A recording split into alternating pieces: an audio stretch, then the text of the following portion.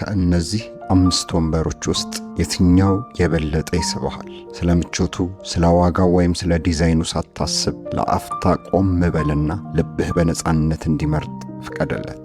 ይህ ቀላል መፈተኛ ጨዋታ ሳይሆን በግልጽ የሚታየውን የውስጥ ማንነትህን እንድታገኝ የቀረበ ጥሪ ነው። ታዋቂው የሥነ ልቦና ጠቢብ ካርል ዩንግ እንዳለው የሰው ልጅ ውስጣዊ ማንነት በቀጥተኛ ቋንቋ አይናገርም። ይልቁንም በምልክቶች፣ በተፈጥሮ ስሜትና ሎጂክ ጣልቃ ሳይገባ በፊት በምንወስናቸው ምርጫዎች ውስጥ ይገለጣል። ስለዚህ አሁን የምትመርጠው ወንበር በአጋጣሚ የመጣ ሳይሆን በውስጥህ ያሉትን ጥንታዊ ማንነቶች ወይም አርክታይፕስ፣ የተደበቁ ቁስሎችህን እና ፍላጎቶችህን የሚያንጸባርቅ ነው። በጣም ያማረውን ወይም መምረጥ አለብኝ ብለህ የምታስበውን ተወው። ይልቁንም ወዲያውኑ ስሜት የፈጠረብህንና ወደ እኔ ቅረብ እያለ የሚያባብልህን ምረጥ። ምክንያቱም ታሪኩ ስለ ዕቃ ሳይሆን ስለ አንተ ነው።